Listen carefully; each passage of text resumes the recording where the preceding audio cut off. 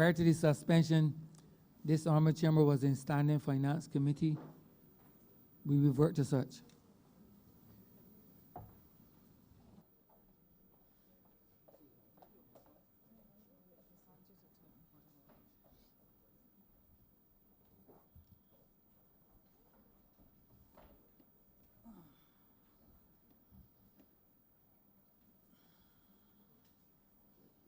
Standing Finance Committee resumes with Head 46. We continue with the Honourable Member for Christchurch East. Madam Chair, I thank you for recognizing me. Always, always.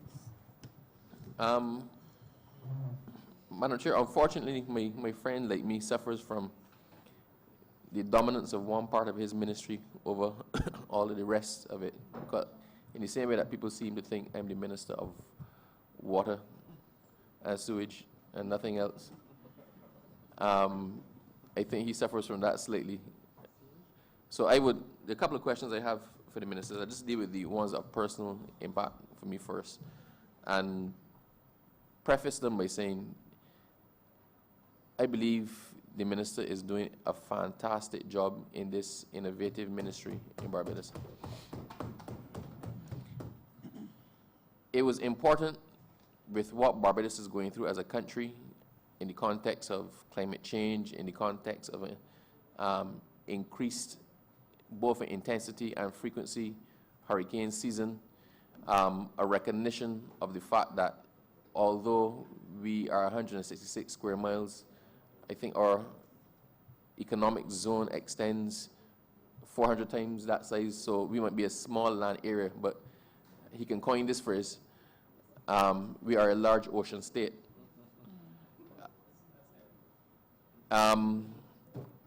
So I want to compliment him on the work that he's done. He's taken great pains and has achieved a lot in pushing the oceanographic resources and it being a part of Barbados to the forefront. There's still a lot more to be done, and it is a work in progress. And as a suggestion, before I get into the actual question, I think that the ministry could benefit from a bit more of a PR exercise in trying to explain to Barbados that our area of concern does not end with the 166 square miles on which we're gathering, but it extends to our whole ocean and sea space.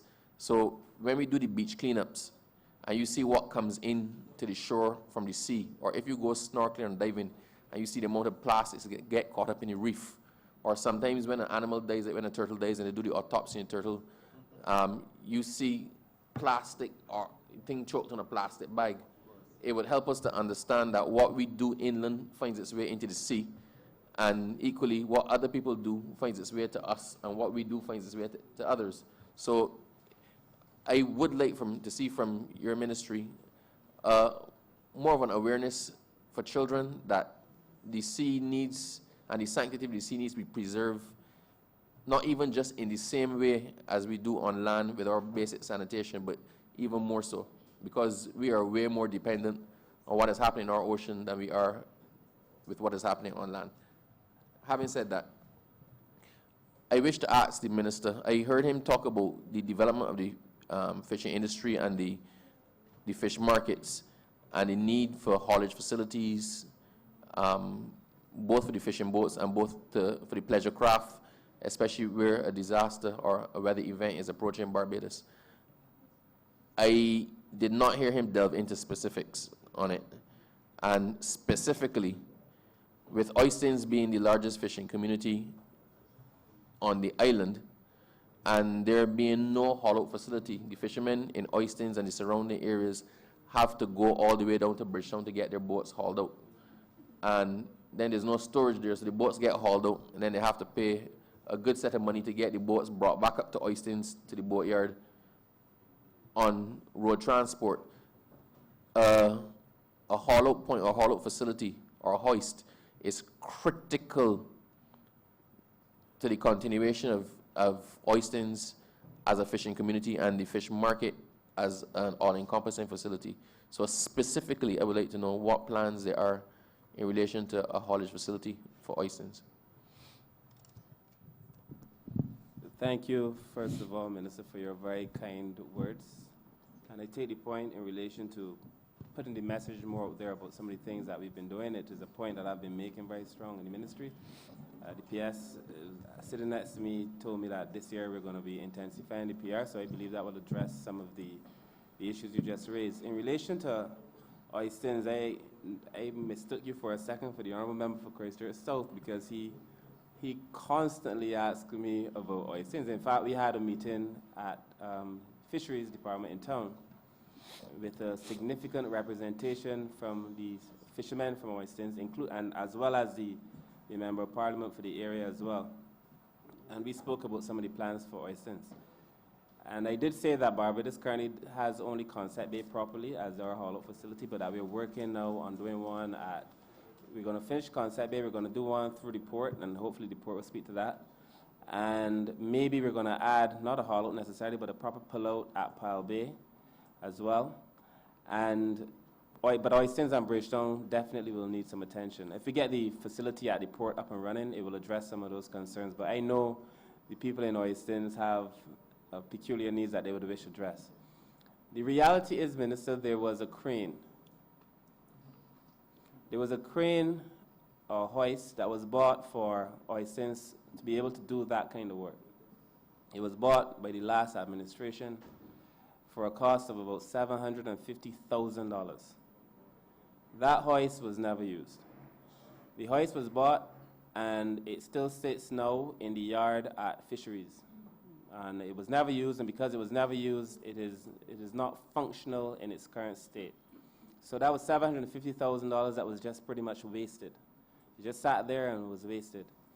We have since engaged, and the Chief may speak to this, we've since engaged the manufacturers of the hoist. We're now going to be flying them, and I think they come this month. They should be coming into Barbados on Monday to go and take a look at the hoist to see if it can indeed still be used, because it hasn't worked for so long. We've been trying to coordinate a meeting with them now for a while, but we've finally been able to get them to concretely say they're coming on Monday. It took a while. But the truth is that crane, and the $750,000 that was spent on it and never used, is perhaps the biggest wastage in fisheries in Barbadian history. And it's not only because of the waste of funds, but also because of the fact that there are persons in Oystins who could have benefited from the use of the crane or the hoist. And it has never been used. So hopefully when the manufacturers come to Barbados, they tell us, they give us good news, which is that we are in a position to be able to use it. And if we are in a position to use it, then we will be able to deploy it as one of the sites. The other challenge with Oystins, though, was that to be able to do that effectively at Oystins, we were looking at one point, and the Honourable Member for Christchurch South is very familiar with this, and you will be too, Minister, but at one point we were looking at building 2 bridges almost, so that you would then drive out and lift the boats up. There were costs associated with that. The last proposal that we had from the private sector, in conjunction with the fisher folk, was a new device that would go into the water actually and be able to haul out as well, and there's a cost associated with that. So we're taking the cost of those things into consideration. I am almost now in a brief holding pattern. I just want to wait until the guy comes on Monday, until they evaluate the crane that was bought for $750,000 and sat down. And if they tell us that it is in a state that they could be able to repair it, then maybe we could do the necessary work at Oystins and apply it there, or apply the new technology. But I do know we're looking at a facility there. The fishermen in Bridgetown have also said they would like to be able to have a haul-out facility. We will not be able to do a haul-out facility at every single market. And the question is going to come, and I think I raised the question then, do we do one at Oystins or do we do one at Bridgetown? And it was just a general, a very healthy conversation that I had with the fishermen with a view to coming up to a conclusion that would allow every person involved to be happy. But I think you can see that we're looking at it. We have a proposal. We're going to finalize the proposal very soon, but a lot depends on what the manufacturers tell us on Monday. I think the Chief may wish to add.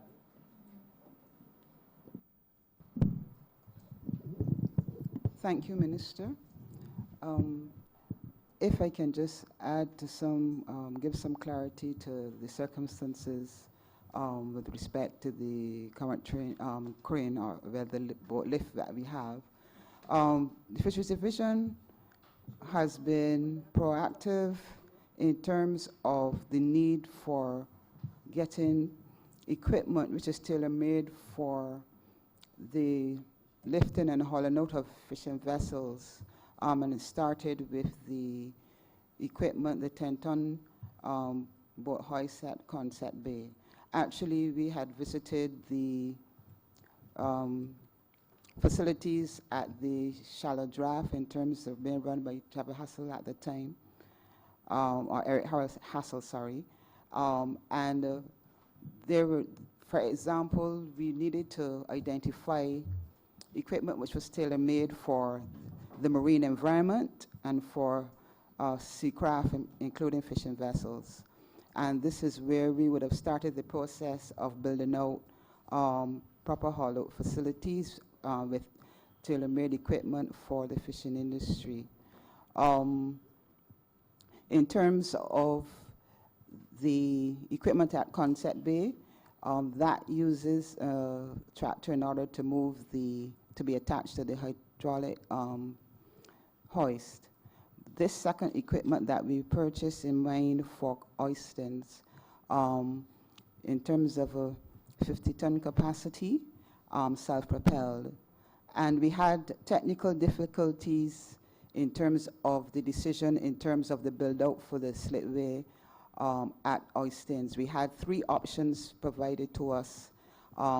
There were some reservations also initially through technical recommendations from Coastal, and we had it reviewed. So it is not as though we were not in a proactive manner in terms of providing the haul-up facilities at Oistins. So right now, we are waiting the review of the equipment, and we do have a fallback position in terms of whether or not, if the slipway options at Oistins are prohibitive or not within the resources currently, that the equipment can also be utilized at Concept Bay. Thank you.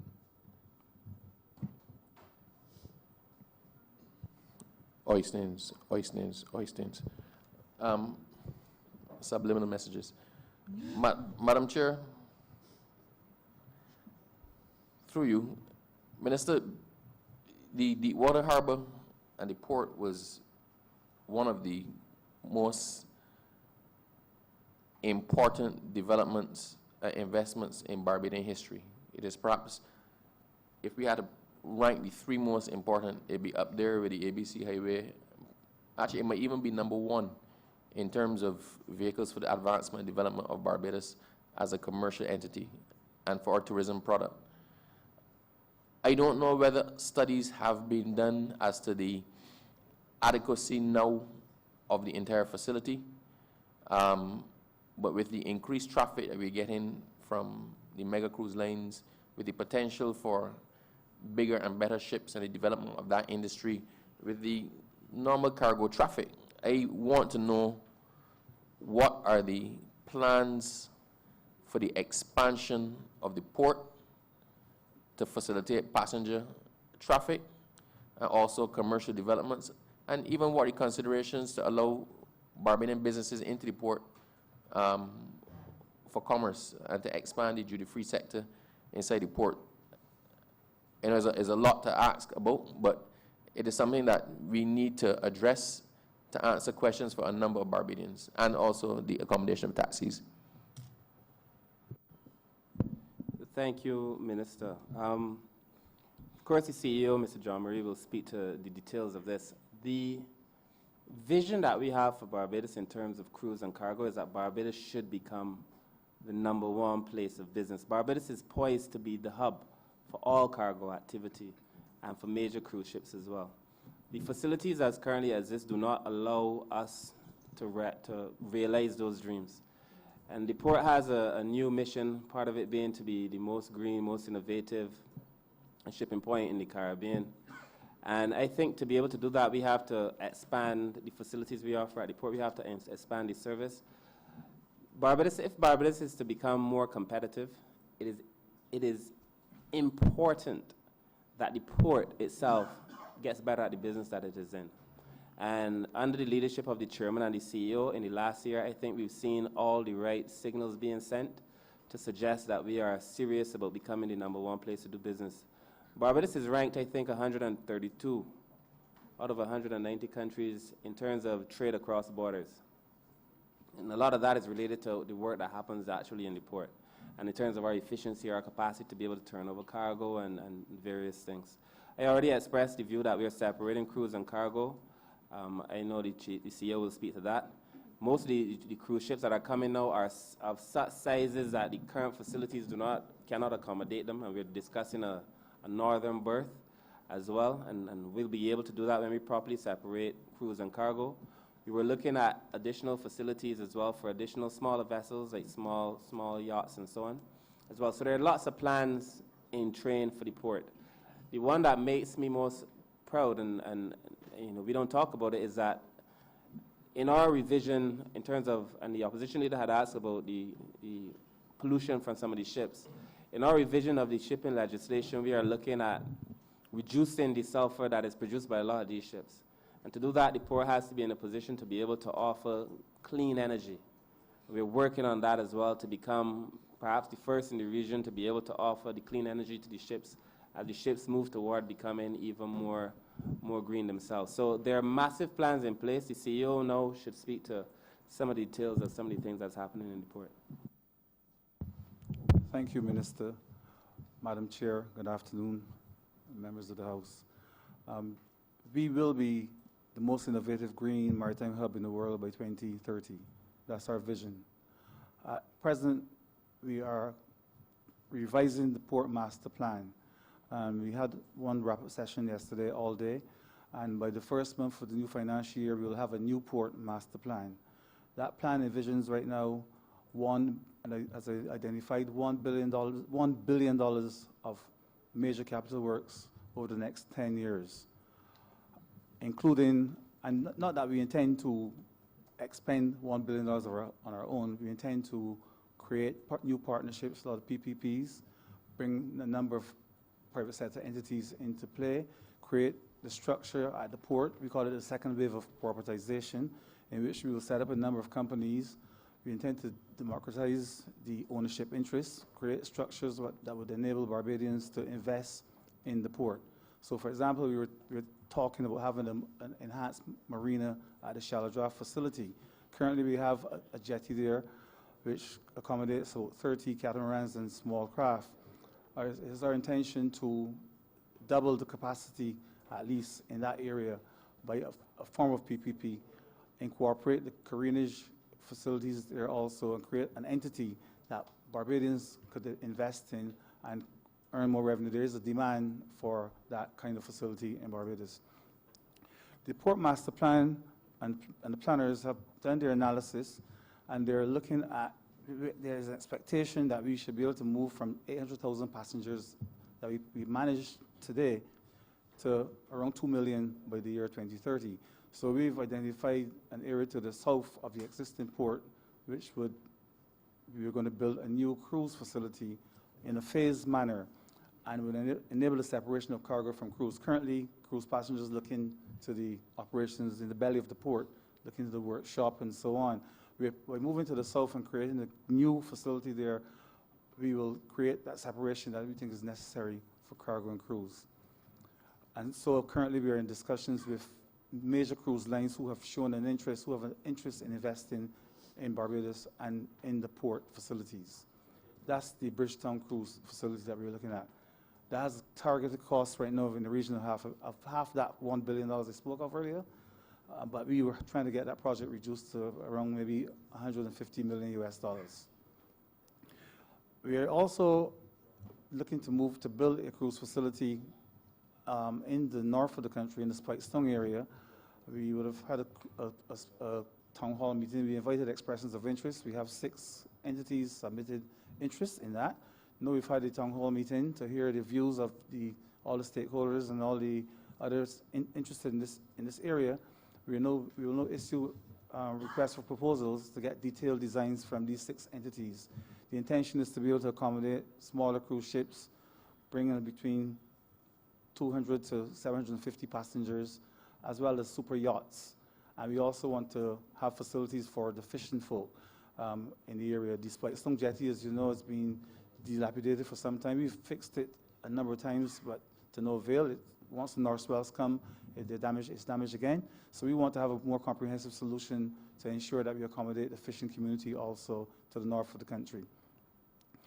In terms of safe harbor, we're looking to reclaim some area in the Bridgetown area again to be able to accommodate aggregate storage. As you are aware, the sand reserves of the country have been depleted, and there will be a need to have more sand and aggregate imported into the country. And once we start leasing out the area for the flour mill, as we've been doing for boat haul facility and natural gas facility and so on, we will not have any place to store aggregate, and which is boulders and so on being imported into the country. So we are looking to build an aggregate berth, and that will also serve as safe harbor for the fishing boats and so on in times of bad weather. Currently, we are also, Minister mentioned our ranking.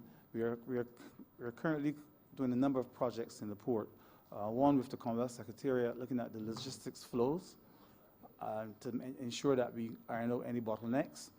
We are also we have the technical note prepared. We're also working, hopefully, with the Caribbean Development Bank to come up with a port community system, which will basically link a number of systems across organizations so that there's better flow of information. We reduce the number of steps, the number of forms and so on, and hence improve our ranking in terms of doing business at the port. So there's quite a bit happening at the port at present. I want to stay within your 2-minute rule, Madam Chair. Madam Chair, my final question is, Minister, I am tired of traveling and talking about renewable energy and going to renewable energy conferences and hearing people accepting a 2-degree temperature change as being acceptable. The reality is that if we do encounter a 2-degree temperature change globally, then most of our coastline is going to go with that. And it is important that your ministry, being the ministry that focuses on the blue economy, right, also lend its voice to this. I mean, this is a cross-cutting issue. This cuts across energy, it cuts across environment, but it also significantly cuts across your ministry as well. And when you talk about the oceans and you go forward, it is important that your position be that we are not expendable in the Caribbean. Let us not accept, you spoke about the 2-degree temperature changes when bringing it up here. It is important that the message come from all quarters of Barbados that 2 degrees is not a foregone conclusion. 2 degrees is going to wipe out a lot of the assets that we currently hold and change the shape, the actual shape of Barbados, and that we are not expendable. So I am asking you to include in your plans for your ministry, when you're talking about the sea, right, to focus as well on how that change in global temperatures and change in the sea temperature is actually going to affect the business of maritime affairs and the blue economy, which is the core of your ministry. Thank you, Minister. I give you the assurance that that has been my position from the start. We've all taken our cue from the Prime Minister, who takes her cue from the reality of things. The Prime Minister gave a speech invisible but not dispensable. And I think she made the case very strongly for small island developing states, not only for the Caribbean, not only for Barbados, but across the world. And I said before that I think this conversation about 1.5 or 2.5 rise in acceptable rise in temperature, I think that's the wrong conversation. I feel as if we should have said we are already there, we can take no more, and let the world then try to remedy itself. Because now developed countries are now talking about 3%. You know, and you know there's a saying that right sometimes is a conversation for for people equal in power, and that when we speak, we're not heard the same way as when other people speak. And I think that begs for us the necessity for us to go to these meetings as one CARICOM, really, and to speak as one single voice and say, for us in the Caribbean, what is happening is not good enough. And to take, I mean, people come to us oftentimes because we have also, as individual nations, a vote. So they want us to vote in regard for certain things, but I think we should say, when we go to these things are very, very important for us. And, you know, when I travel, I make the point very clearly over and over again that you cannot treat the Caribbean countries with the kind of disregard that they've been treating the Caribbean countries. I think one of the positive things that have happened in the last year and a half for Barbados is that we have now re-engaged the world in a way that we hadn't in the last 10 years. I think the Prime Minister has led the charge in terms of her position and her stance, and she's become recognized. I know when you travel, you do it. I know the Minister of Tourism, who travels a lot, often do it, and I do it. Those of us who travel a lot, you know, echoing the cause for the Caribbean, we do it. Because it is really an existential issue for us. This is not a case where we could be flighty about it. This is really about life and death. For the people in the Caribbean, it is really about life and death for the Caribbean. So I think when we speak, we have to speak about it in a serious way. We saw the same thing happening to the Pacific Islands. You know, they have lost they've seen higher levels of sea level rise than we have. They're losing places that they knew as well. Again, we have to make the case, and I feel it is important for me to restate as I close that it is up to developed countries really to change their ways in a lot of these cases, and that we have to be the conscience of the world, and that when we speak as the conscience of the world. And if the collective conscience of the world has said, look, this is enough, then hopefully we can get a change in the behavior. But Minister, I take your point, and we will continue to do so. Thank you. Before you go, Mr. Jean-Marie, I'm hearing you speaking about the plans the port has and everything, and they sound wonderful, but I am hearing buzzings and concerns among the Shipping Association of Barbados in terms of their usefulness going forward in the future, and in terms of their possibly not having contracts renewed. Can you enlighten me and dispel fears or with respect to that, one? And the other question would be in terms of the safety measures in the port. I'm also hearing with respect to unpacking some containers, how items are packed badly that could possibly pose a danger to staff. For instance, cars being suspended from the roofs of containers and so on. Those two concerns I have thus far. Thank you for the question. With respect to the Shipping Association of Barbados, we have been working together for many, many years. They provide agency services to ships, as well as there are six stevedoring entities licensed to provide stevedoring services in Barbados. Life has changed, things have changed, and it has been determined by the board that those services should be provided, can be provided by the port. So it's not that the Shipping Association will have no role. It was just that will not be operating as a stevedore in Barbados, at the Barbados port. They will still be agents for the vessels. That's the current thinking. We renegotiated the contract, and there's a 3-year arrangement that is now in place that will come to an end by year 2022 or so. The port staff actually does the stevedoring works on board the vessels as it stands. The insurance arrangements are all in place, so it's not going to be any difficulty with the transition. We understand the challenge that they may have. The Prime Minister invited them to consider new businesses, new ways to operate within the port, and we're still awaiting that discussion so we can go forward. Because the worry I am picking up is about, in terms of their employees, their member employees, that could be something like 300 after working from 81. I'm just expressing the fears that I'm hearing with respect to continuing the hiring of their staff. Because right now I know the port makes money from them. In other words, they pay for services of the staff of the port. They also add a 45% onto that to the port. So there are fears about their usefulness, and they're having to let go of staff. So I just want to allay any fears that might be there. Thank you, Madam Chair. The truth is, when we came into office, we said as a government that we were going to look at some of the contracts that were in place and try to renegotiate some of these contracts to the extent, because at the end of the day, there were areas of expenditure that we needed to lower, and then there were areas of potential revenue that we needed to increase as a government. And in reviewing some of these contracts across the board, but certainly in the port, there were areas where we felt that if the port itself took on some of these responsibilities, that the port could generate more revenue for the government. As it relates to the persons who may potentially be displaced, we've always felt that because as the port takes on the responsibility to, they're still going to need people to be able to do it. So some of these people would naturally be reabsorbed back into the work of the port. But I think the conversation has to be around what is the best fit now for the government, what's the best fit for the country. I think anyone looking on from a business point of view, because the port is, after all, a business, would want to see that the port is doing what it's doing at its most efficient. And I think what we've tried to do by giving the persons who are in the stevedoring business 3 years, because it wasn't that the port came in and ended it immediately. You have 3 years to start making the adjustments, start seeking other areas of potential revenue, finding other opportunities to partner with the very same government to be able to do other things as well.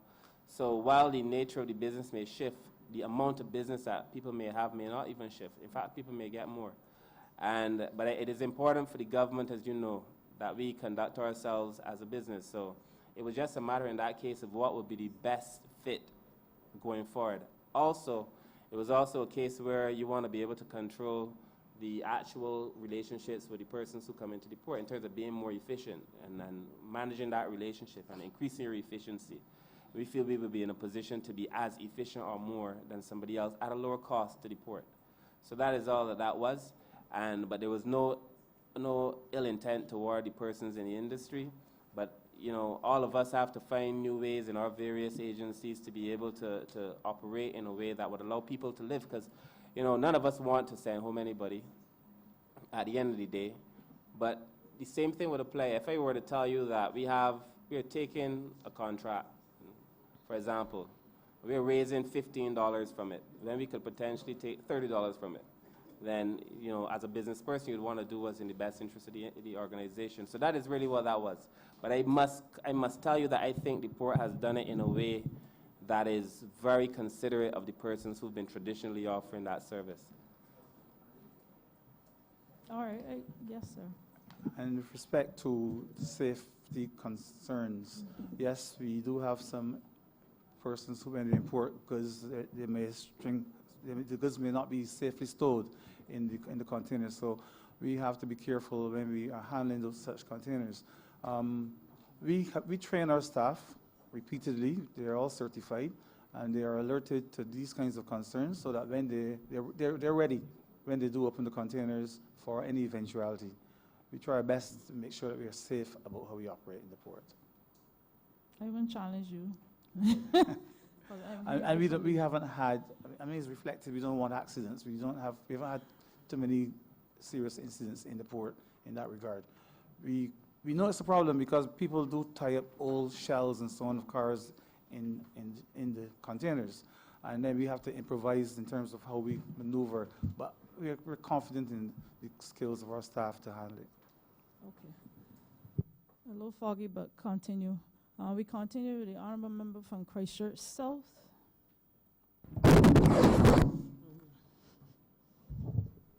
Thank you very much, Madam Chair. Good morning, good afternoon, and good afternoon, Minister, and to your team.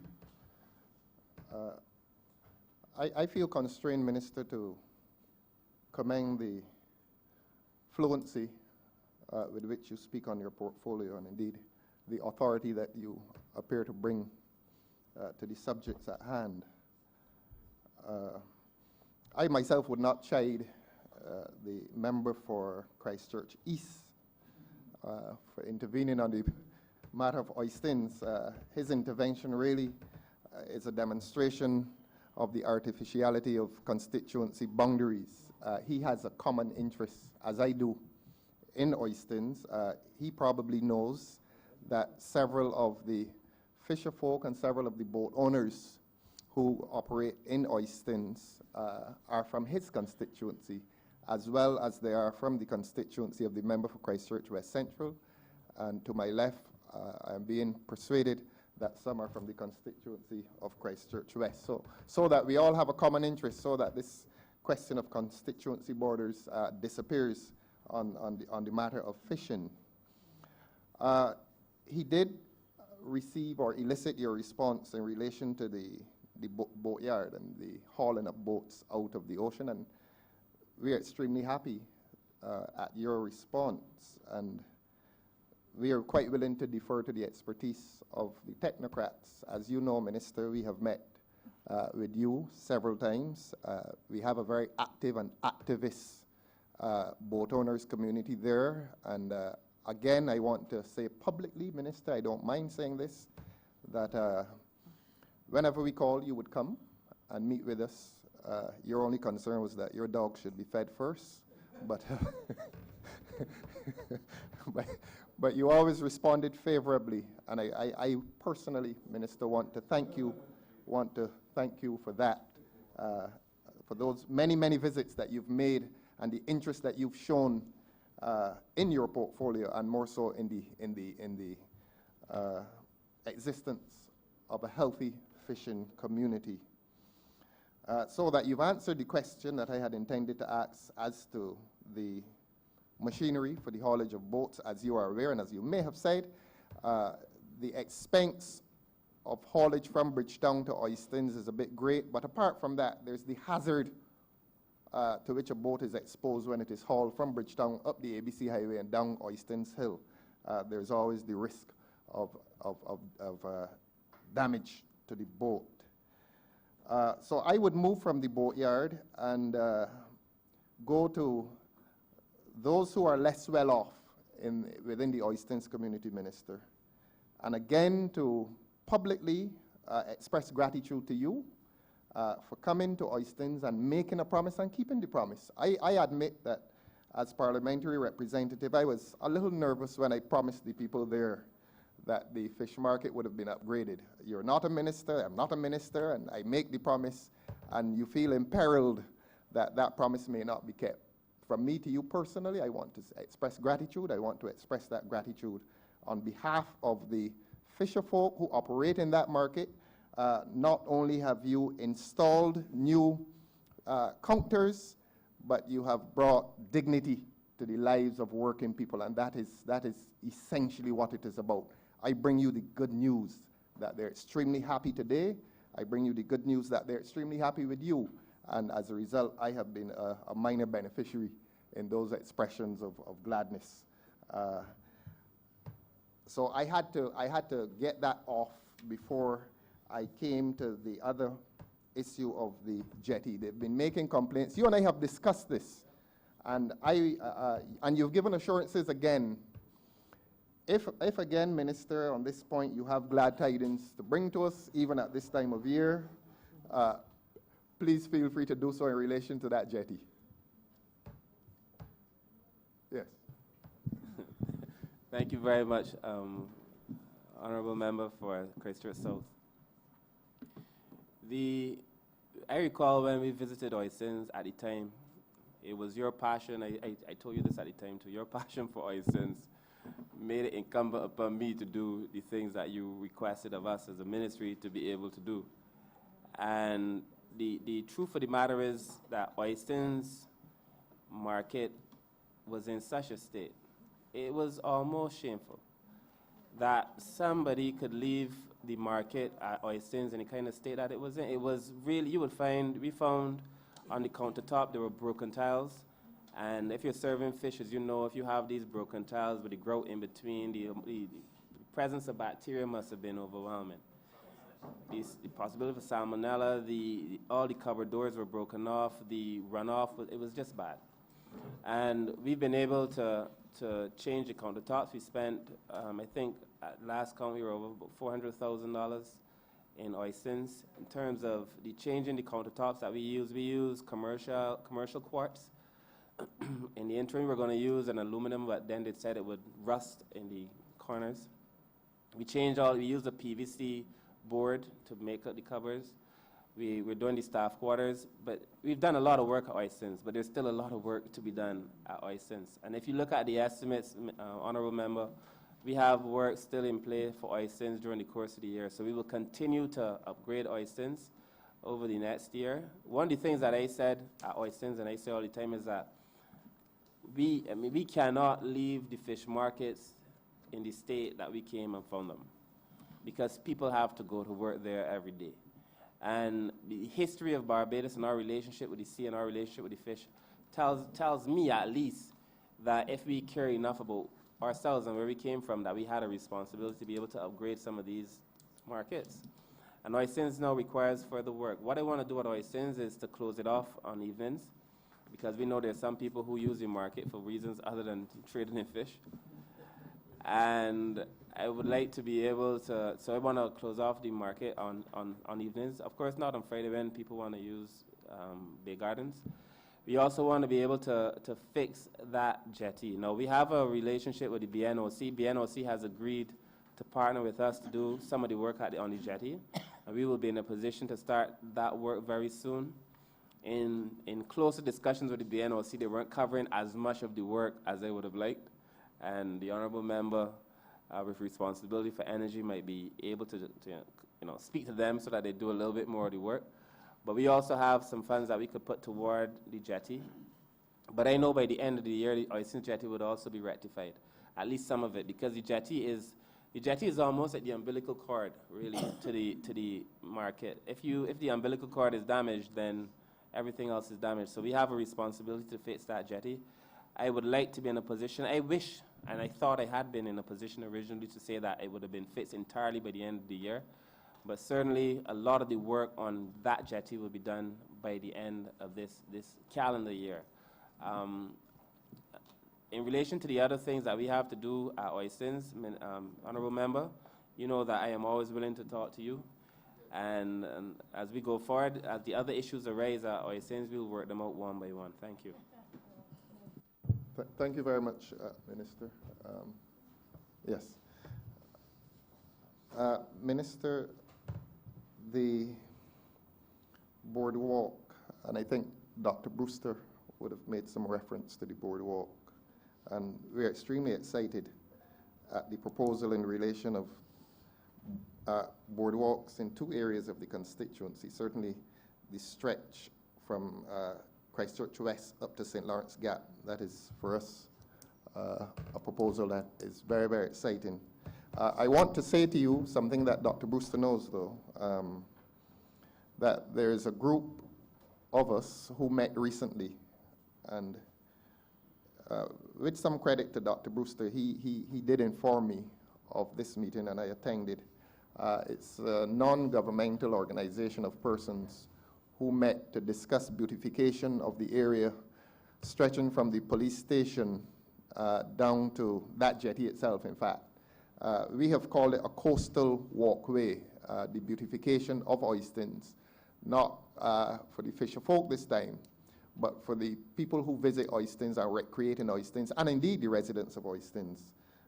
So we have had advanced discussions. Their design's actually done, and I'm sure that Dr. Brewster, who is also my constituent, one of the better constituents I have,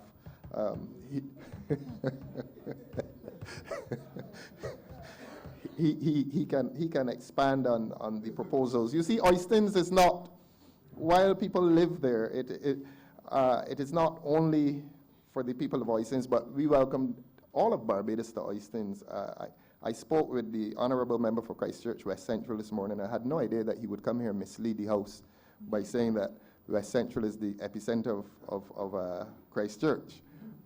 I don't know what map he has, but culturally, the whole of Barbados knows that it is Oistins. But if Dr. Brewster wishes to expand on any proposal for the beachfront and that beachhead of Oistins, we are willing to listen with some eagerness. But of course, through you, Minister, please.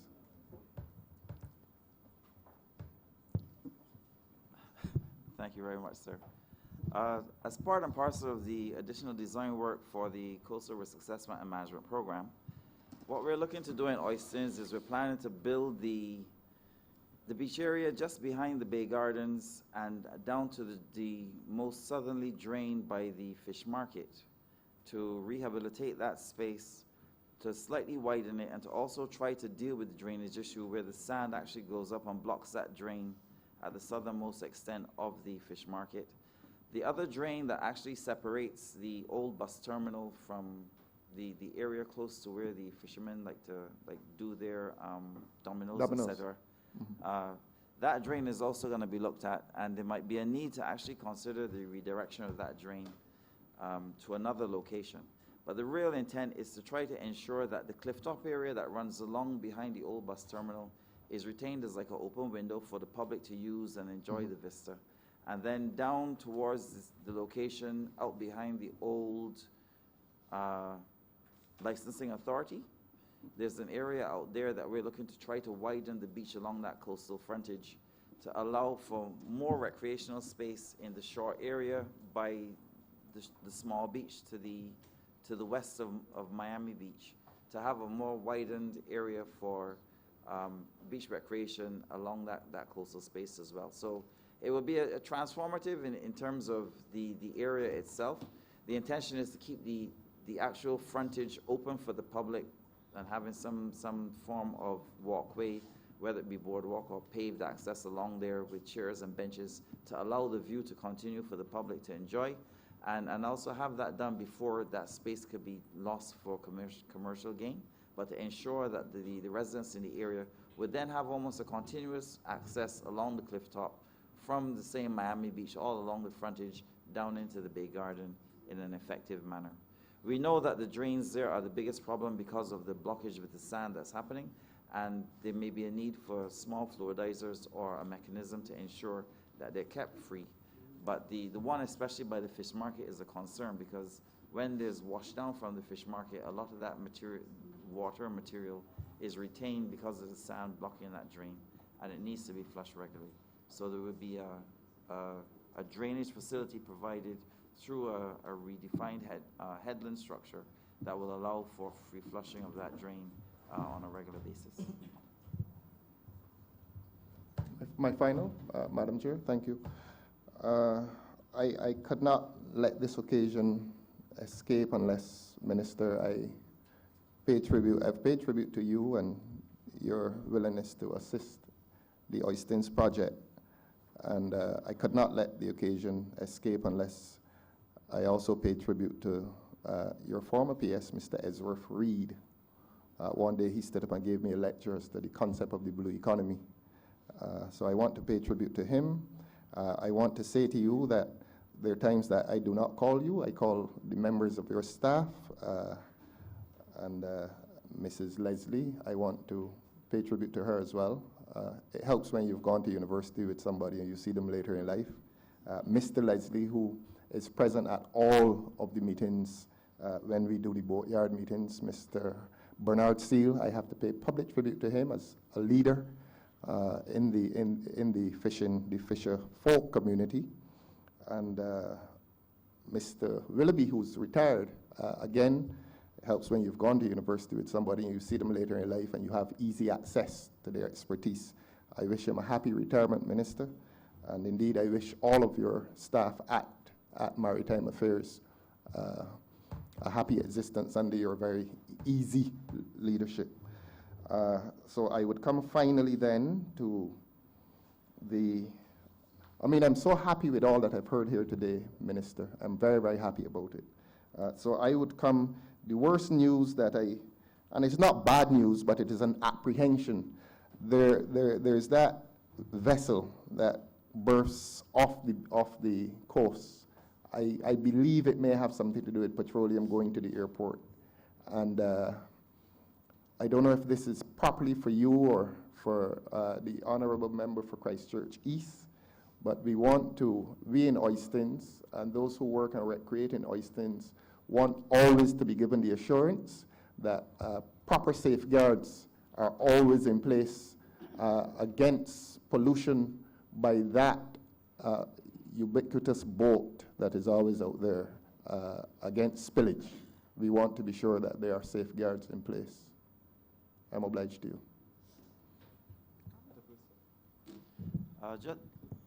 Thank you, sir. Just in response to that, yes, there is a National Oil Spill Contingency Plan in place for dealing with the management of the aviation fuel. All aspects of oil pollution are managed through the Environmental Protection Department, and Coastal Zone also sits on that subcommittee to deal with the oil spill conditioning and simulations. So we're fully aware of the concerns. As part and parcel of the works even that we're doing or proposing to do for that area, the whole issue of the aviation pipeline, etc., was taken into consideration to ensure that there would be no long-term disturbance to that as well. And we try to ensure that the responsible private sector agency does their routine annual inspections for the pipeline itself and the connectors that the vessel would have to tie up onto and connect for discharge. Just very quickly, when these estimates are over, Honourable Member, because it's clearly a concern of yours, I suggest that we meet myself, your colleague, Honourable Minister responsible for energy as well, and just have a conversation as well as my team in Coastal Zone. And we'll have a conversation just to allay any fears that you may have, or to strengthen any protocols that we have in place to ensure that the worst does not occur. Thank you very much, Minister. Thank you. Honourable Member for St. Michael East.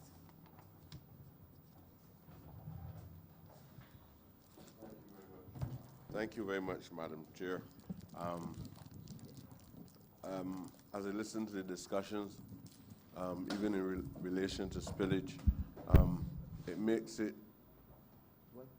even more urgent than I thought initially, Minister, for us to establish a working committee, and I use working in a very rigid sense, so we can apply the science in a meaningful way across ministerial borders.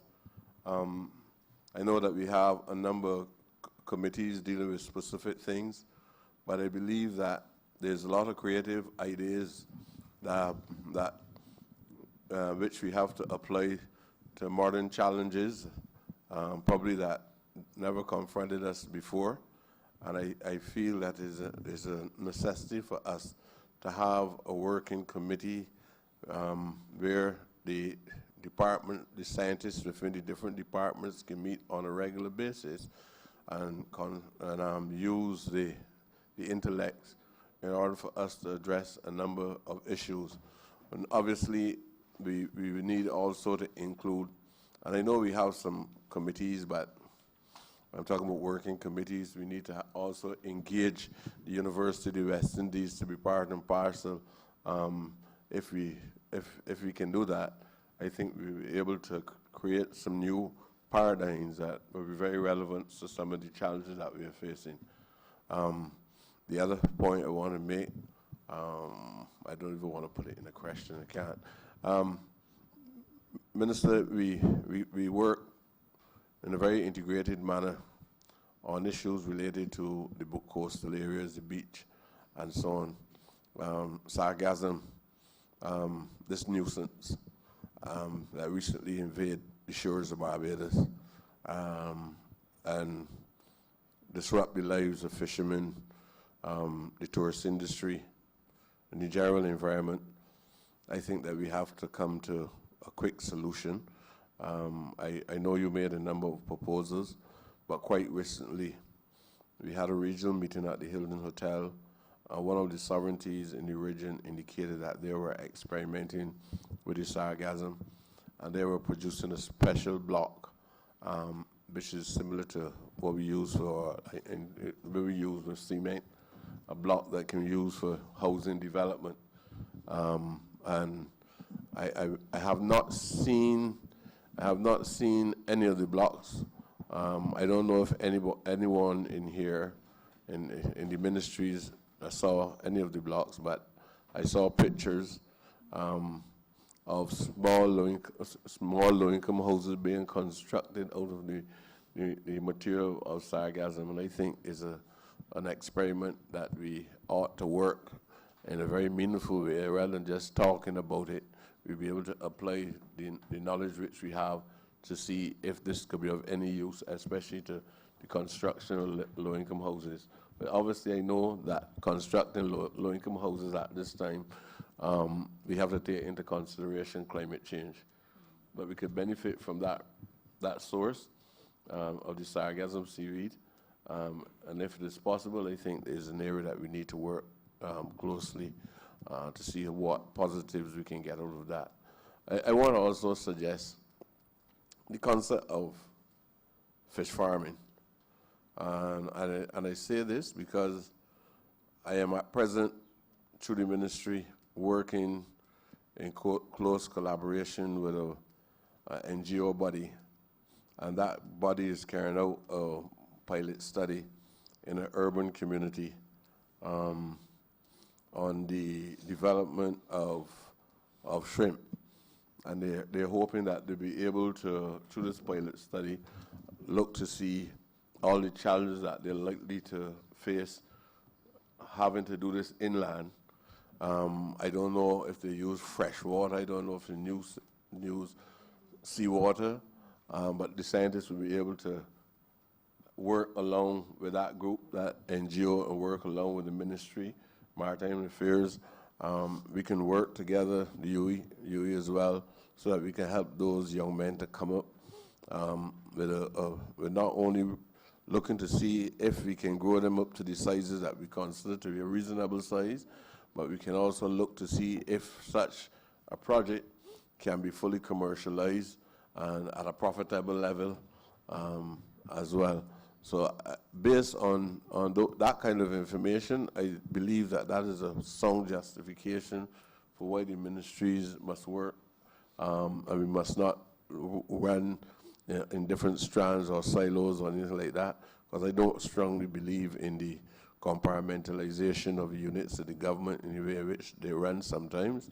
The reality, and I am not one of those people that believe that overlapping is a fundamental a bad administrative approach, because I can't see how you're doing anything that relates to life for human beings and you're not going to see overlapping occurring at different intervals. So based on that, I would just like to hear from the minister or from the technical staff, what is their views, what other areas of diversification we can apply the work of the ministries to, and work in a very collaborative, a very integrative approach.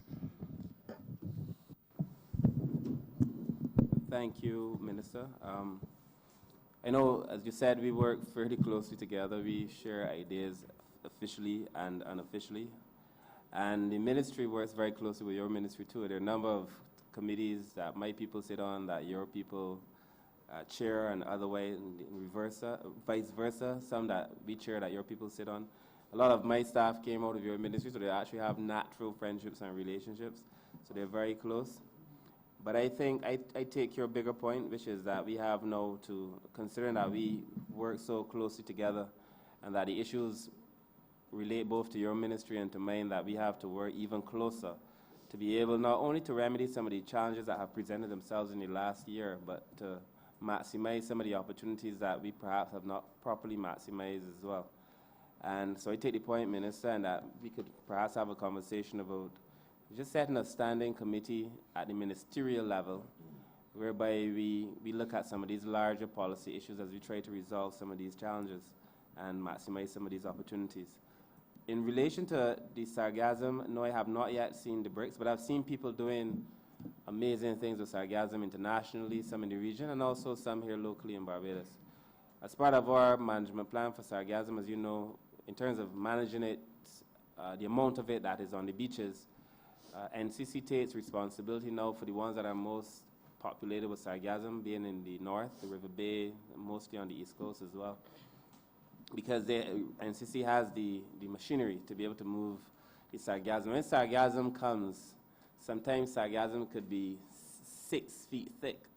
So when it actually lands, and there's some instances of sargassum being blocks almost as big as a football field. So you have 6 feet thick. So, one, I remember at Concept Bay, we cleared Concept Bay. We moved tons and tons of sargassum. Tons and tons. And we did a video of the work we did at Concept Bay. We moved it, we cleared it. And in so doing, we took sugarcane equipment. This is about being innovative, and UNDP has actually captured this. We took sugarcane equipment, we converted it, so we took the sugarcane grabber and used the sugarcane trucks and everything, and we cleared the beach. We did it in conjunction with the Turtle Society so that we didn't damage the turtle nesting sites. And it was a beautiful video. The next morning, if you had gone to Concept Bay, you would have felt that this ministry and the NCC and your minister had done absolutely nothing. The amount of sargassum that came in overnight, again, populating the entire beach. I mean, you could not get in or get out. Sargassum requires, the amount of sargassum that comes requires a plan of action, but it is overwhelming. It is overwhelming every country now that is coming into contact with it. Mexico has been trying to take leadership in relation to how we handle the sargassum seaweed. All of our collective responses, I said, is less than 1% of the sargassum that comes on the shore. So even as we convert the sargassum seaweed into something productive, the amount that comes is so significant that there's still a significant amount of it that becomes a burden to people. And as we know, when sargassum becomes anaerobic, it is almost toxic to smell and to deal with. So, but we have to figure out a way to deal with the sargassum seaweed. Minister, I take your point as well about the innovation. In our management plan for sargassum, we have 2 mobile biotechnology labs. We had them retrofitted, and we're working now. The University of Georgia has asked us to partner with us to be able to outfit these labs, to be able to run different tests on the sargassum to see its usefulness and its application for different things. So very soon we may be in a position to say that we've developed a system to be able to deal with more of the sargassum seaweed than we are currently able to deal with. And I also mentioned that we bought a seaweed harvester for about $150,000 to be able to capture some of the seaweed as it is fresh. There's much more applicability and application and usefulness of seaweed once you capture it fresh and still on, and of course you don't have the burden of having to shake out the sand. So we bought a tractor, we bought the seaweed harvester, which we will unveil very soon. It is a fairly big boat that captures the seaweed on the shore, on the sea. And we bought a conveyor belt to move the seaweed straight from the sea onto the shore. So we're working at different ways to be able to address the sargassum issue. I think all of our collective responses, yourself, mine, and the region as well, we were hoping later this year, with the help of IDB, to be able to host a regional conference on blue economy, of which sargassum would have been a major part of it. COVID-19 now has everybody considering traveling and these conferences, so we will see about that. But I take the point. And the last one, Minister, you raised was in relation to the work that I think that's BJA is doing with the aquaculture and trying to grow the shrimp. And I've actually seen it myself. And what they're doing there is fantastic and transformative. And it's a possibility now of a new, and this is for the opposition leader because he's been asking, I've said about 20, but there's also a new area and for young people, so the Minister of Youth would also be interested, to be able to grow on land through aquaculture, fish that would traditionally have been grown in the sea. And once this initiative that BJ is working on is proven to be successful, it's something that we could repeat and replicate in different areas and give other people the opportunity to be able to generate enough revenue to sustain themselves as well, and maybe even do more than sustain themselves. So these are some of the areas that we are working on, but I think the overall point, Minister, is that we must work closer together as we do so. The last thing is the tuna loining that I spoke of, in Cabinet yesterday, whereby we are, as it stands now, Barbados does, you catch a tuna, they cut the head and they clean the guts and they send the fish overseas. It's called head and gutting. And once you sell the fish as a whole fish like that, you get less money for the fish. If Barbados is able to cut the fish, the tuna into loins, you could generate millions of dollars more in revenue, millions. It's been proven. And so we are now working with FAO. We just did the study. The study took a few months, and the results only came back a couple of weeks ago. And it will show it's the possibility for us to be able to do loining in Barbados to generate millions of dollars for the country, but also for the fisher folk directly, because it's really going to be for them. To be able, so what happens is if you take a fish, you cut it into loins, you could sell it and you say this is grade A. Because you've seen what's inside the fish, you know it's grade A. As it stands, sometimes you send a fish whole, it's not cut. And once it goes to the US or the buyer, they look at it and then they say, oh no, this is not grade A, this is grade C. And they give you significantly less. And you can't even argue because you haven't done the necessary things to test the lining. So you, When so you say lines, the sticks? it stakes. Okay. So once you've been able to do that, you could then guarantee a higher price for your merchandise. It means that we have to be able to do some retrofitting of the markets, and we're working to do that. So we're hoping to have that whole transformative thing done within the next year or 2 years as we build out the tuna industry as well in Barbados. So there are a number of things happening, and over the next year or two, you will see a lot of them rolled out. All done? Honorable Member for St. Philip West. Thank you, Madam Chair. Minister, by its very definition, the blue economy speaks to the potential for economics, use the waters. There are a number of things that are happening around the world, and I'm just wondering if your ministry has been, looking in some of these areas. So, for instance, in tourism, there seems to be a trend now where people are traveling to actually look at and study, in some cases, lighthouses. And we have 3 of them on island. That's 1. 2, there's another trend where people are building underwater museums for divers. And you mentioned earlier about some of your sites which are protected and other things. Is there a possibility for that in the areas? And then a former minister of tourism many years ago spoke about the use of water taxis for transportation. And fourth, but not least of all, is there also a potential for offshore energy producing things such as windmills? Those are a number of questions. I'm not sure I remember all, but when the ones I forget, Minister, please remind me. The last one in relation to offshore potential for energy, the answer in a word is yes. In fact, the CDB has done a study, and it shows that Barbados could produce enough energy, more than enough energy currently to do Barbados and then some. So the potential is definitely there. I'm sure the Minister of Energy could speak in more detail to that. But I think we use now, like 150 or so. I think the study said we could generate like 450. Just the potential for energy is there. Of course, the infrastructure and the cost and setting it up and so on are other considerations, but that is one of the areas that I believe we could make significant impacts and inroads, and that Barbados could position itself to then send energy to the other islands in the Caribbean and so on. And in relation to your question on the lighthouse, that question excites me because I think we discussed this before too, but I think we know there are people who travel to see lighthouses.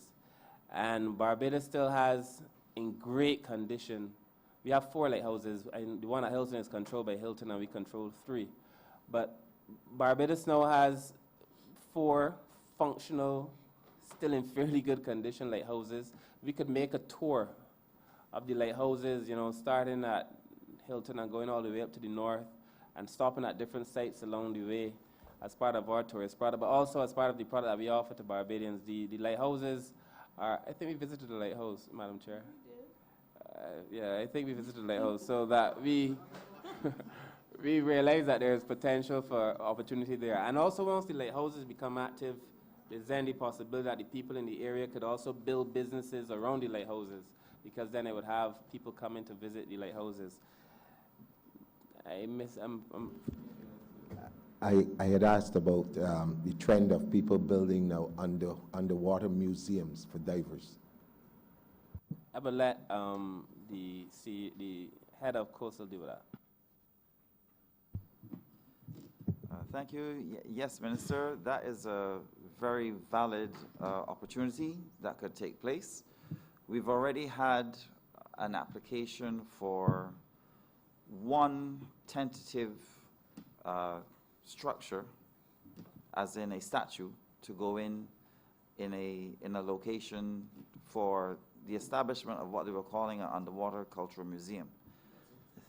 The issue that we had was the location that they were choosing was within the same Carlisle Bay area where the wrecks were, and that was posing a significant problem for us because of the existing crowding. So finding a new location and then establishing an area to do it would be exactly what you want, because then other persons who are interested in putting down other statues would be able to then use the site, put in the statues, and therefore have a greater diversity for the dive experience especially. And you know, we look forward to those sort of initiatives along the way. That is something that we would fully support. Thank you. And then My last one was water taxis, transportation on the water. So we put out, thank you, Minister. We had put out an EOI for berths and jetties across the island, because as part of the, Leo says part and parcel of the build out of the water taxi would be to have the jetties at different points so people could stop at the various points on the water taxis. We have several people who've expressed interest in helping us flesh this out, the water taxis. We believe there's been some studies done. There are further studies now to be done in terms of the business model of it, but the persons who are making the investment are willing to do those studies. But we know that there is great potential, not only in terms of its convenience to move people, but also in terms of the attractiveness of the whole idea. As part of the gathering, I think the Honourable MP for St. Peter did a water taxi experience, which was extremely successful. So we know that it is of interest to Barbadians. I think I would like to say that within the next year as well, we have now the expressions of interest for the berths and jetties. Once that is finalized, we could move toward the water taxi in more detail. But we've had people submit proposals to do water taxis across Barbados. Some have sent in the different boats that they're now using, the different vessels, to be able to taxi people. I think we have to encourage Barbadians so that when it does come on board, that they recognize that it is a possible avenue to move and to make the experience as pleasant as possible. Some of these new boats look very, very comfortable. So I know people are afraid of getting sick, or some people may be afraid of the actual roughness of the ride. But a lot of that can now be mitigated with some of the newer vessels. So yes, Minister, it is definitely an area that we're going in.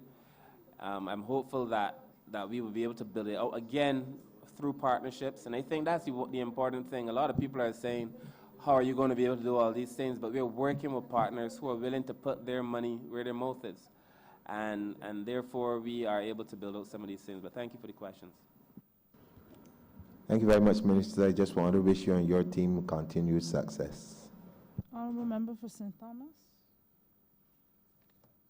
Thank you, Madam Chairman. I know everybody might be smiling, wanting to know what I know about the coast. But I think that my query is really very important at this time. And I too want to express my gratitude to the Honourable Minister and his team for what I consider to be excellent work being done in the area that he has under his remit. My simple question, in the interest of time, is to find out what are the synergies between or among the Ministry of Agriculture, the Blue Economy, and there's one other ministry that will come, in relation, and the Barbados Water Authority. I know of a time when a friend of mine who lived in St. James called me to say, what is happening in St. Thomas? And I said, we're all dry weather. She said, well, down here it's flooded. The one thing about St. Thomas, they can't keep its water. Now you will appreciate, sir, ma'am, ladies and gentlemen, that runoff water is coming from the heart of Barbados, where there's quite a bit of agriculture. And a lot of farmers are using chemicals, which I believe, in my limited understanding of what is happening, will have some kind of impact on marine life. And I would like to know what kind of arrangements or synergies there are to be able to work to minimize or to eradicate altogether the use of quite a number of chemicals that I see people using, like gramoxone and all the other things that will impact.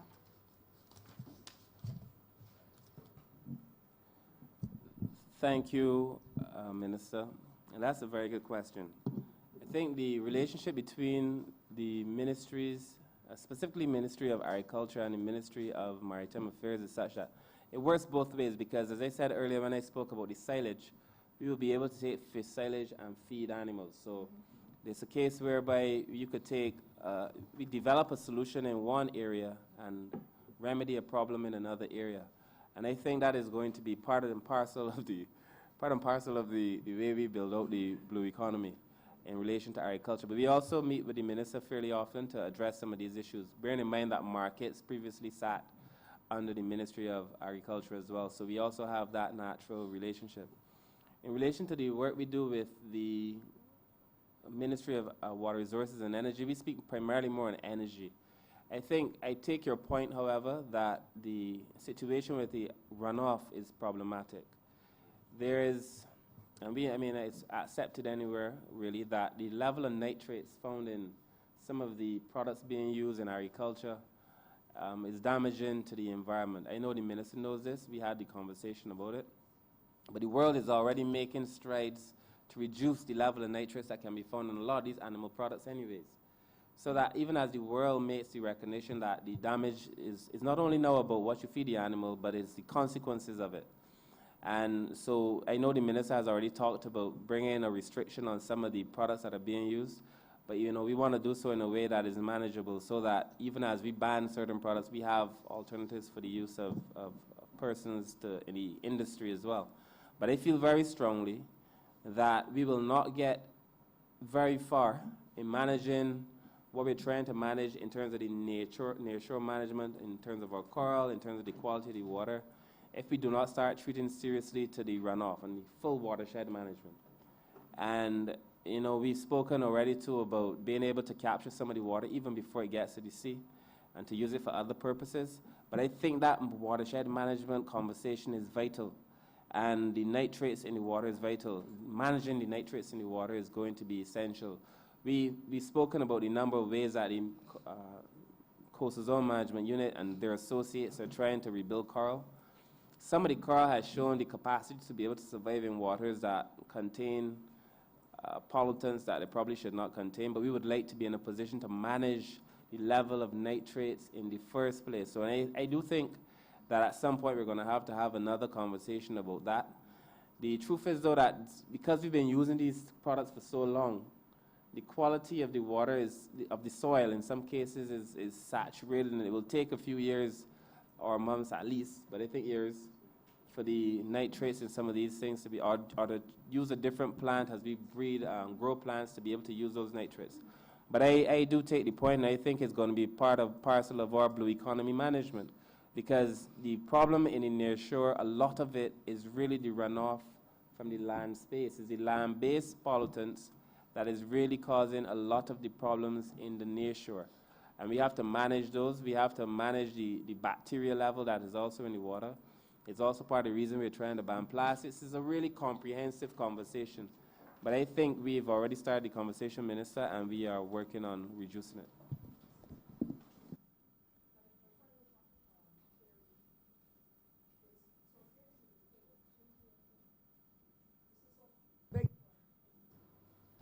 My voice is so low. I beg your pardon, ma'am. I forgot.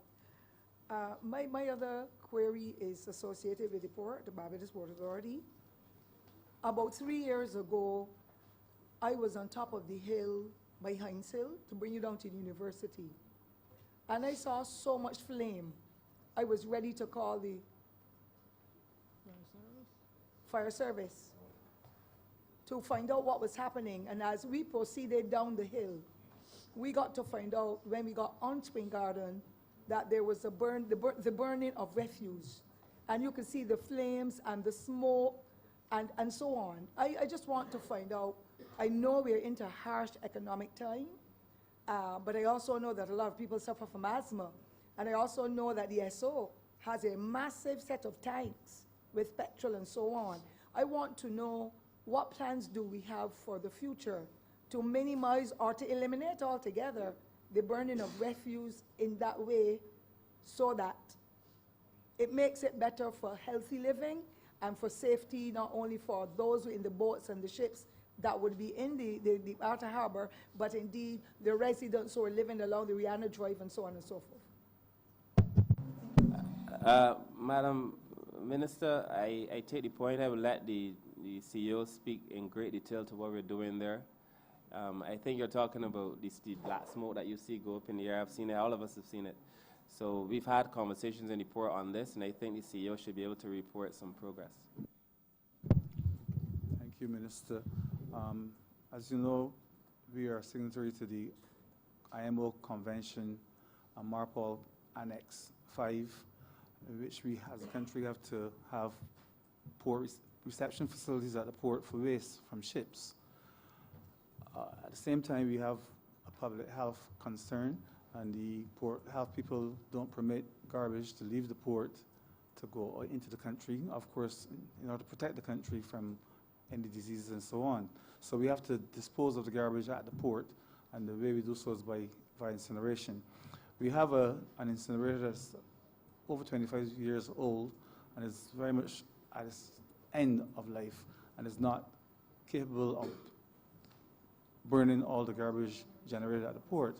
The port internally generates about 1,500 cubic meters of garbage, and during the cruise season, which is 6 months of the year from November until May, generates a further 22,000 or so cubic meters of garbage. So our incinerator is not capable of dealing with it, and we, unfortunately, is not something that we're proud of at all. We have to sometimes burn via open hearth, as we have to dispose of the garbage and get rid of it. Otherwise, we will have a problem with rodents and so on. To address this matter, we are working with IDB Invest, and we've had a study completed because we were looking at gasification versus pyrolysis versus incineration, and they've come back with a study and indicated that we should continue with incineration, and they're going to provide us with the specs and the help in the procurement of a new incinerator that will handle about 4,500 cubic meters of garbage per month. We also have a term sheet from IDB Invest, and we are in the process of acquiring this incinerator. The order of magnitude of cost for a new incinerator that we're speaking of is $15 million US. So we are not proud of the fact that we burn garbage. We try to minimize that, and it only happens during the season. We do generate quite a bit of the pallets that come out, the containers, the ship's garbage. Remember, we are a home port, and we therefore want to provide those facilities for the ships. We will hopefully, within this financial year coming, we will have that incinerator and eliminate this burning that you see happening periodically. When we do burn, Minister, just for a minute, when we do burn, we involve the fire service and all of the various agencies so that we are satisfied it's relatively safe, but it's not something that we are proud of. Thank you, Minister. When we inherited the government and we realized the situation with the incinerator, to the extent that you have an incinerator, but that it does not have the capacity to be able to handle the garbage that you know will come to the port, that is almost shameful. And so one of the things that concerned us significantly, and I'm sure it did the chair and the PM and the government, was that there had been so many other deals made in the port, so many other contracts, so many other things signed off upon. But the fundamental things, the basics, like getting an incinerator right, was not viewed as a priority of the last government, but is a priority of this government. And that's why we are not only looking to replace the incinerator, but we are looking at getting the most technologically advanced incinerator that once we start to deal with the garbage, that we do not generate pollutants or damage the environment. So the incinerator that we're looking at is going to be very technologically advanced, but it's going to be keeping with the port's mandate to be green and blue. It will make sure that once we do actually deal with treat to the garbage, that we do so in a way that is environmentally sensitive as well. But it's a little bit frustrating to see the deals that were made in the contracts and money spent on those other things, and something as important as an incinerator was left undone.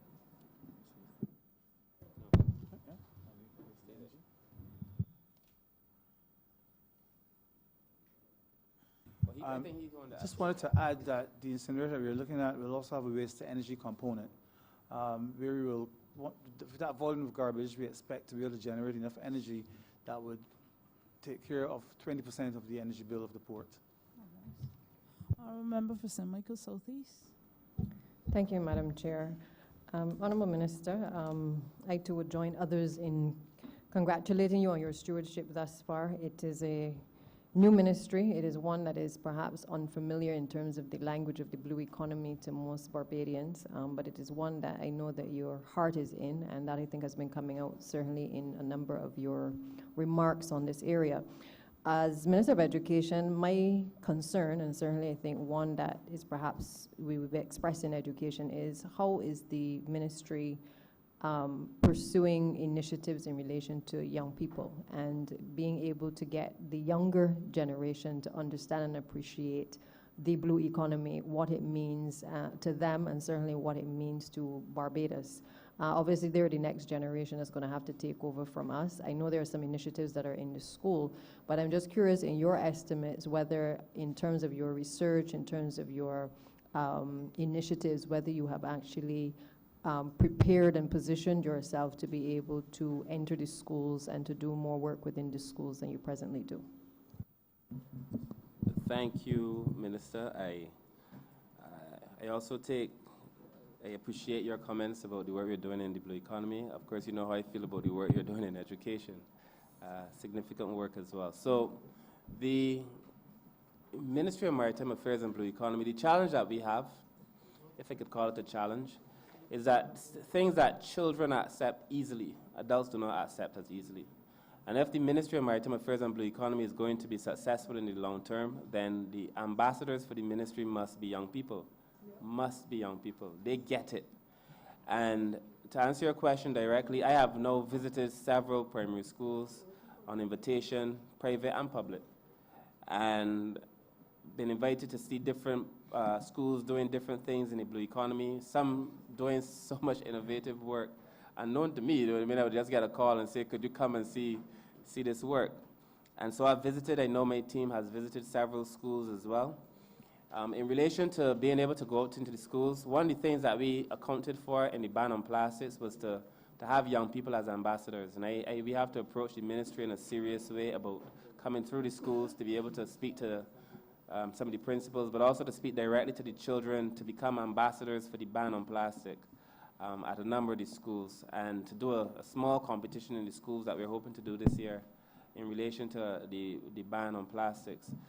But most of the work that we're hoping to do, though, Minister, we're hoping to be able to do through our partnerships with other persons.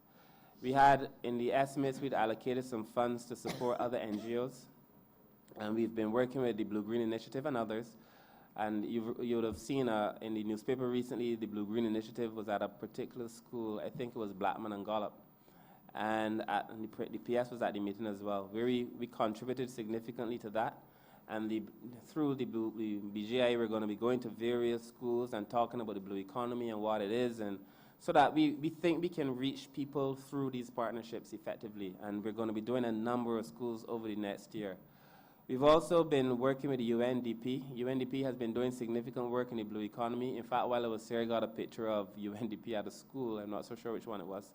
And they're asking the children, what does the blue economy mean to you? And again, getting some innovative responses as well. So we've been working through our partners to be able to do that work. But I think we need to have a more formal arrangement where we come into the ministry and we talk about how we could have it, even in terms of the curriculum, as opposed to being a sideshow, you know, involving it more into the curriculum as we build out the blue economy. I think for the sustainability of it all, not only for the success of the blue economy, but just for us to start thinking about how important it is to really start taking care of the climate is just phenomenally important. But Minister, I take the point, and I hope we get to work even closer over the next year.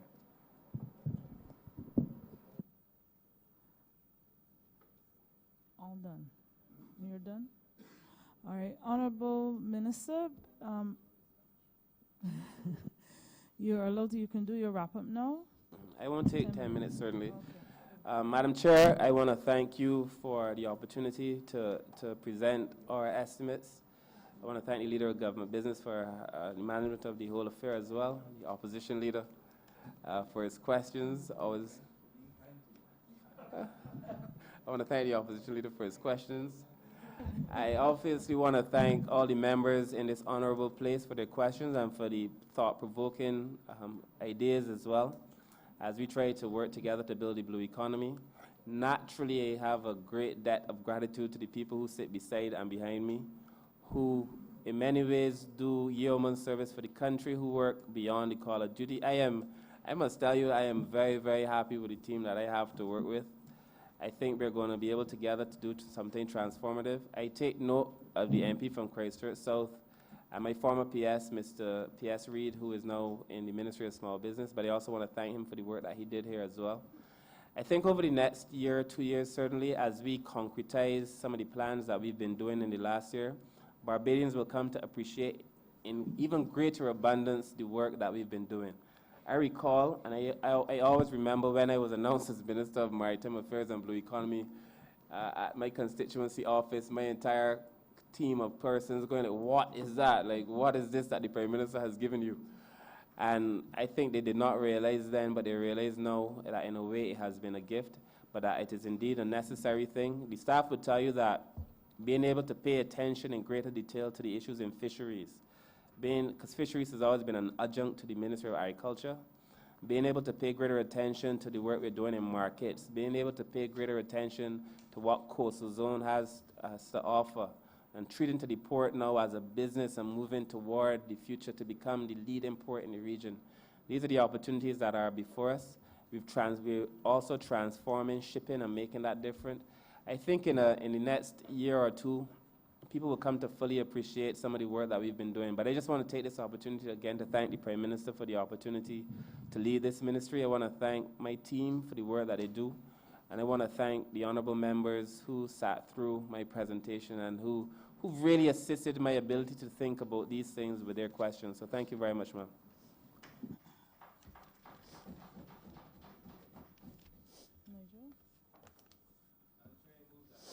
Sorry. Madam Chair, I move that head 46 stand part. Question is that head 46 in the amount of $15,653,480 stand part. All honourable members in favor, please say aye. All honourable members against, please say nay. Methinks the ayes have it. Madam Chair, I beg to move that you do now report progress to His Honour the Speaker and beg leave to sit again. Question is, I do now report to His Honour the Speaker progress. Yeah. I ask for leave to sit again. All honourable members in favor, please say aye. All honourable members against, please say nay. Methinks the ayes have it.